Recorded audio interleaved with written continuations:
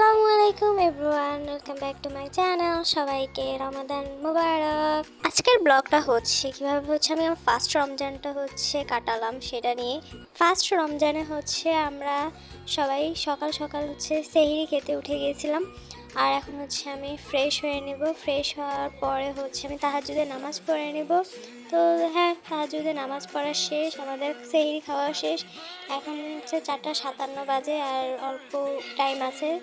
এই তো 5:24 বেজে গেছে আর আজানও দেওয়া শেষ। তো আমি এখন নামাজটা পড়ে নেব। ফজর নামাজ পড়ার পরে আমরা একটু ঘুম দিব। ঘুম দেওয়ার পরে ঘুম থেকে উঠে কি করব সেটা সকালবেলা দেখা যাবে।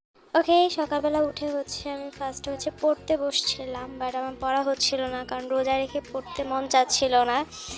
কিন্তু আমি পড়তে বসছি কারণ আমার ঈদের পরে ইনকোর্স এক্সাম, তাই তো আমি পড়াটা শেষ করতেও পারি নাই কারণ রোজা রেখে পুরো ফুল কমপ্লিট করা আমার পক্ষে পসিবল ছিল না। তো এখন ইফতারের সময় হয়ে যাচ্ছে প্রায়। তো আম্মু সব কিছু তৈরি করছে। এই তো আজকের ইফতারিটা, ফার্স্ট ডে ইফতারিটা আমাদের এই জিনিসগুলোই ছিল। এই তো আমরা সব কিছু আমাদের সামনে নিয়ে বসে আছি। আমরা অপেক্ষা করছি কখন আজান দিবে আর আমরা কখন ইফতারি করব। যদিও এই বছর ইফতারি রোজাটা খুবই ভালো গেছে কারণ আবহাওয়া ছিল ঠান্ডা ঠান্ডা। গরম যদি থাকতো তাহলে অবস্থা খুবই খারাপ হয়ে যেত। তো আজান দিয়ে ফেলছে, আমরা ইফতারি করতেছি এখন।